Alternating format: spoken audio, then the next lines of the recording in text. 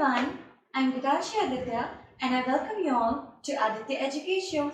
Today we are going to study chapter number 14 of your English book, that is Subject Verb Agreement. आज हम Subject Verb Agreement पढ़ने वाले हैं जो कि आप सभी की बुक का चैप्टर नंबर 14 है. ठीक है, तो आप पेज नंबर 58 ओपन कर लेंगे. मैं यहाँ पे अपनी बुक से समझाऊंगी और उधर आप अपनी बुक पे अच्छे से ध्यान देंगे. ठीक है, और उसके बाद फिर ग्रुप में हम इस चैप्टर की सारी एक्सरसाइजेस को फिल करेंगे. तो देखो, the verb must agree with the subject in person and number. जो वर्ब होता है ना, हमने ये पढ़ा हुआ है कि कोई भी सेंटेंस जो है वो कैसे बनता है. तो उसमें एक सब्जेक्ट होता है, एक वर्ब होता है और ऑब्जेक्ट होता है. ठीक है, तो सब्जेक्ट और वर्ब तो बहुत ज़्यादा इंपॉर्टेंट होते हैं. इनके बिना आप कोई सेंटेंस बना नहीं सकते हो. तो the verb must agree with the subject in person and number. जो वर्ब है ना, वो उसी हिसाब से होना चाहिए जिस हिसाब से सब्जेक्ट है और या फिर वो सब्जेक्ट कितने हैं. जैसे मान लो कोई सब्जेक्ट एक है. सब्जेक्ट क्या होता है? तो अ मैन, अ वुमन, कोई भी सिटी, कोई भी चीज़. ठीक है, नाउन यूजुअली होते हैं. जो भी नाउन है आपका, राम, श्याम, सीता, गीता, बॉयज़, गर्ल्स. ठीक है, टीचर्स, स्टूडेंट्स, नर्सेस, डॉक्टर्स, ये सारे आपके सब्जेक्ट होते हैं. कोई सिटी हो गई, दिल्ली, मुंबई, बॉम्बे. ठीक है, बॉम्बे तो कोई हो गया, दिल्ली, मुंबई, कोलकाता, ऐसे. तो ये आपके होते हैं सब्जेक्ट.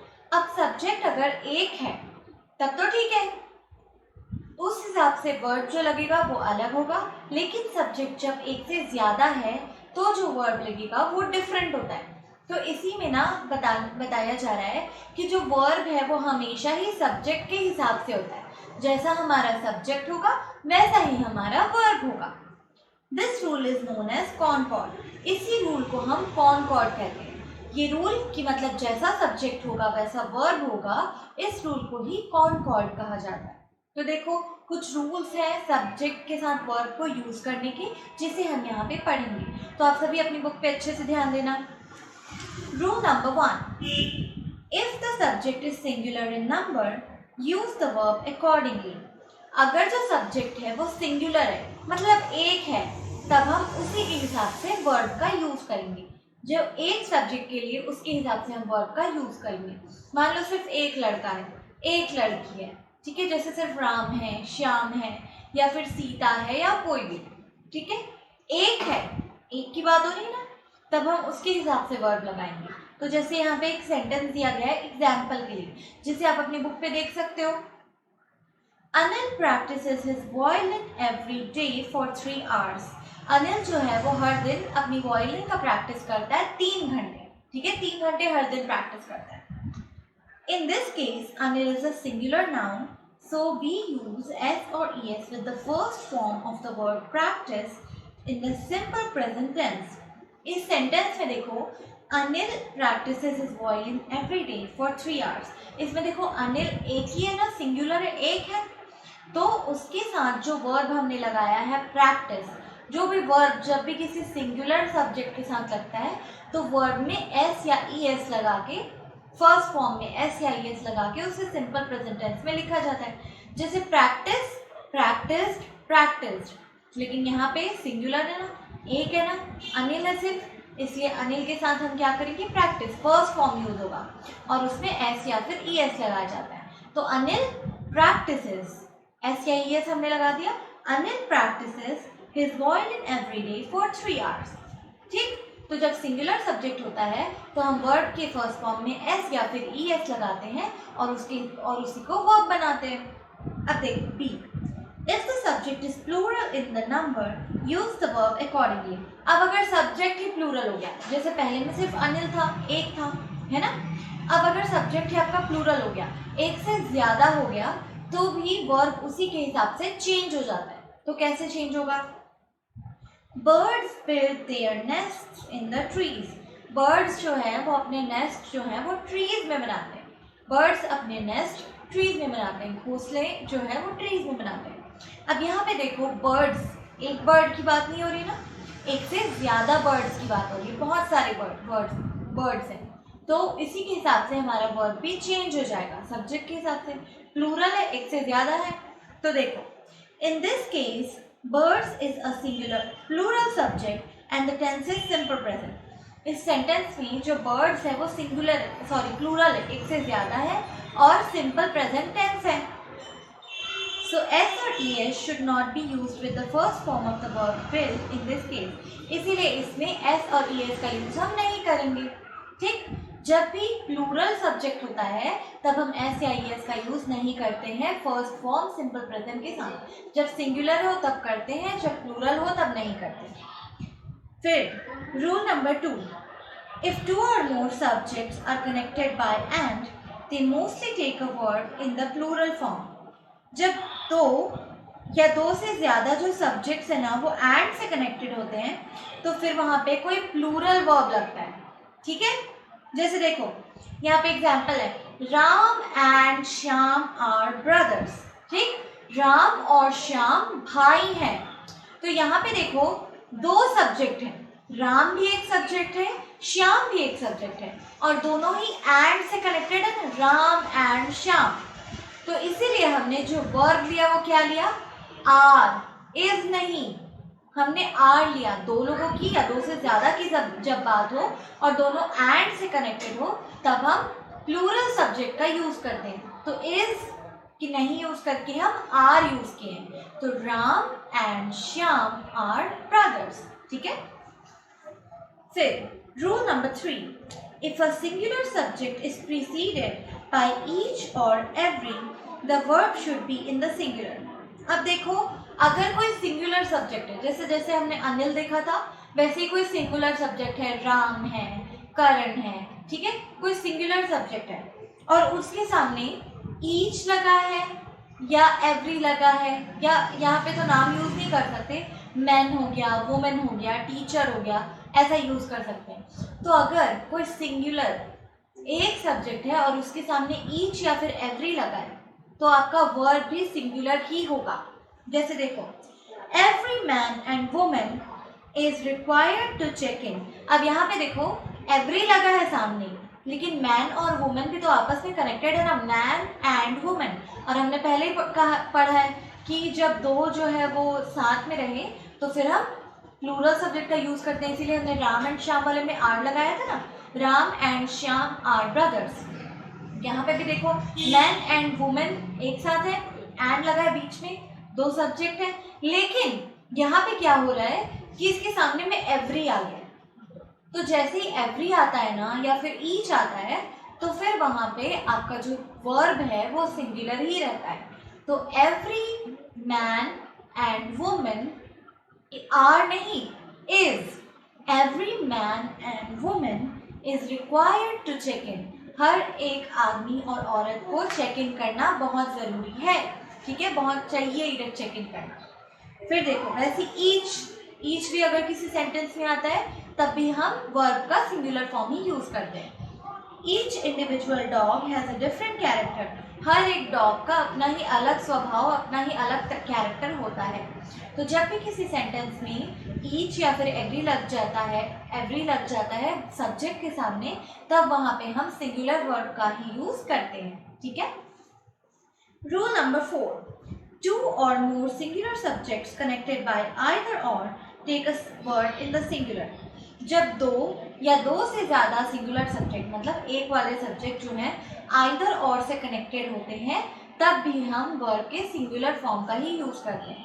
किसी सेंटेंस में आइदर और लगा हुआ है और वर्ब सिंगुलर है तब हम जो आपका वर्ब है वो भी सिंगुलर ही रहेगा. जैसे either the father or the mother has to attend the meeting. तो either और लगा है, either the father or the mother, तो उसके बाद फिर has हमने लगाया. has भी आपका सिंगुलर है, has to attend the meeting. ठीक है, either और में भी सिंगुलर वर्ब लगता है.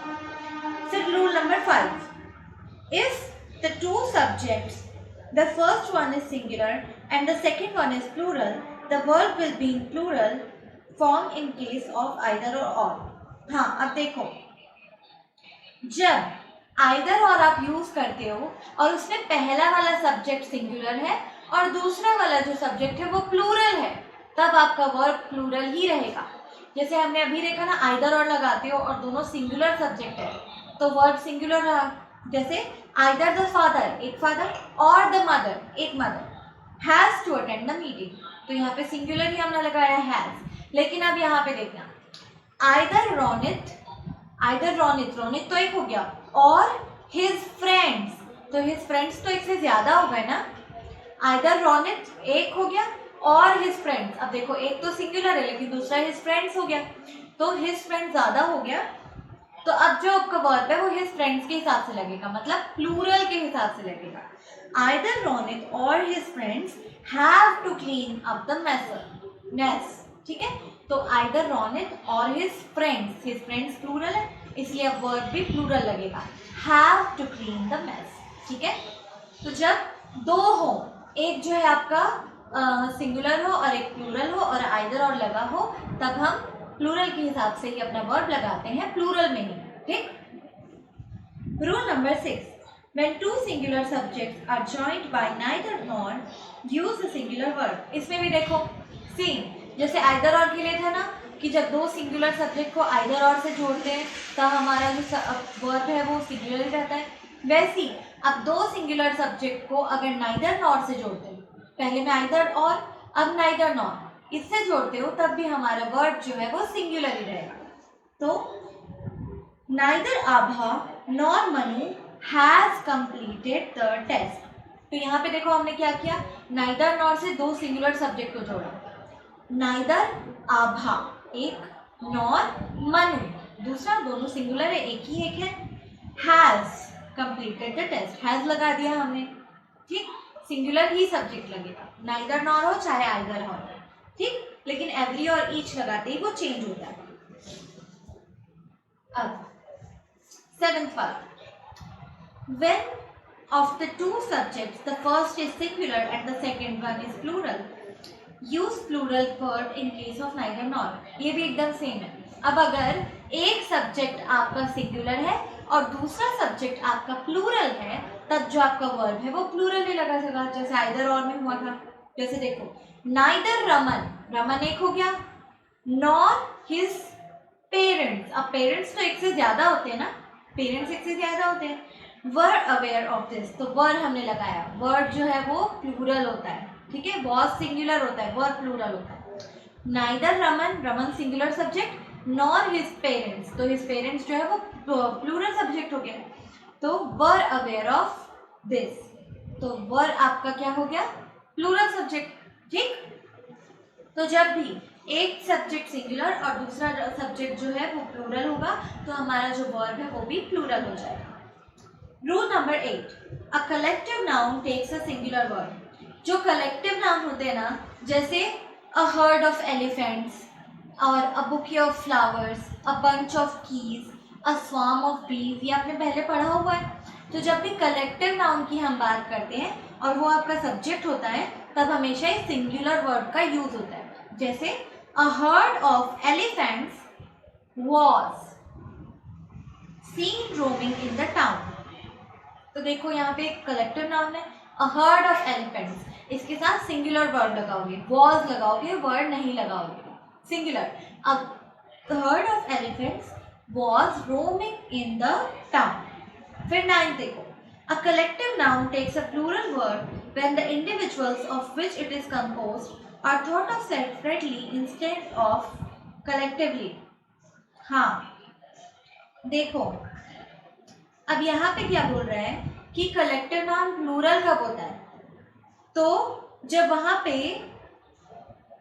एक ही के ना अलग अलग लोग होते हैं, तब हम वहां पे उससे जो आपका वर्ब है वो प्लूरल हो जाता है। जैसे एक जो फैमिली होती है, एलिफेंट्स में सब एलिफेंट्स होते हैं, ठीक है, लेकिन यहाँ पे अलग अलग लोगों से मिलके बना होता है। जैसे द फैमिली जो है वो अलग अलग लोगों से मिलके बना होता है। तो ऐसा कुछ जब आता है ना, तब हम यहाँ पे प्लूरल वर्ब का ही यूज करते हैं। तो the family were sitting scratching their head, तो फैमिली जो थी वो बैठी हुई थी और अपना सिर खुजला रही थी, ऐसे वो यहाँ पे बोलना चाह रहे हैं। फिर 10, some nouns which are plural in form but singular in meaning take a singular word। कुछ नाउन जो कि लगता है कि प्लूरल है लेकिन होते सिंगुलर हैं, उनके साथ भी सिंगुलर वर्ब भी लगता है। जैसे फिजिक्स, फिजिक्स ऐसा नहीं लगता एस लगा है इसलिए उसको प्लूरल होगा, एक से ज्यादा होगा, लेकिन वो क्या है, वो एक सब्जेक्ट है पढ़ने का। तो फिजिक्स जो है वो अपने साथ सिंगुलर वर्ब ही लेगा, क्योंकि वो खुद भी सिंगुलर है ना। ऐसा लगता है कि प्लूरल है लेकिन वो सिंगुलर है। तो physics is an interesting subject for those who are interested in it. तो फिजिक्स के साथ is singular verb, physics is an interesting subject, physics एक इंटरेस्टिंग सब्जेक्ट है उनके लिए जो कि उसमें इंटरेस्ट लेते हैं। 11th, nouns like a pair of socks, a pair of scissors, etc. are taken as singular and they take a singular word. और कुछ और जो नाउन्स होते हैं जैसे a pair of socks मतलब मोजे का pair, a pair of scissors मतलब सीजर। पेयर का मतलब देखो दो एक साथ ऐसे मिलते हैं तो सीजर बनता है ना, वो होता तो एक ही सीजर्स है ना। तो ऐसे जो रहते हैं ना इनके साथ भी हमेशा ही सिंगुलर वर्ब हम यूज करते हैं। तो अ पेयर ऑफ सॉक्स हो गया, अ पेयर ऑफ सिजर्स हो गया। जैसे the pair of scissors on the table was very sharp, scissors ही बोला जाता है, एक कैची को आप सिजर्स बोलते हो, सीजर नहीं बोलते, सिजर्स कहा जाता है, ठीक है। तो ये यहाँ पे सिंगुलर है इसलिए इसके साथ वर्ब भी सिंगुलर लगेगा। The pair of scissors on the table was very sharp, जो टेबल पे एक सिजर्स रखे हुए हैं वो बहुत ही शार्प है, तो वॉज आपका सिंगुलर रहेगा, वर्ब आपका सिंगुलर ही रहेगा। 12. If a plural noun denotes some specific quantity or amount considered as a whole, it takes a singular word. हाँ, अब देखो कोई प्लूरल नाउन है जो कोई क्वांटिटी बता रहा है, कोई अमाउंट बता रहा है, कंप्लीटली कोई एक अमाउंट बता रहा है, तो उसके साथ भी एक सिंगुलर वर्ड भी लगता है। जैसे 5 lakhs is a lot of money, 5 lakh बहुत सारे पैसे होते हैं। यहाँ पे पैसे को भी एक साथ बता रहे हैं ना, 5 lakhs एक साथ, तो इसके साथ भी हम वर्ड जो है वो सिंगुलर ही लगाएंगे। 5 lakhs is a lot of money, ठीक है। तो ये आपको समझ में आया, ये कुछ रूल्स होते हैं, एक बार में आप लोग करोगे तो नहीं समझ में आएगा, इसे बार बार आपको घर में पढ़ के समझना होगा, ठीक है। तो इसे यहाँ पे मैंने जैसे समझाया आपको घर पे इसे अच्छे से एक बार पढ़ना है, जहाँ पे डाउट होगा आप ग्रुप में मुझसे क्वेश्चन पूछ सकते हो।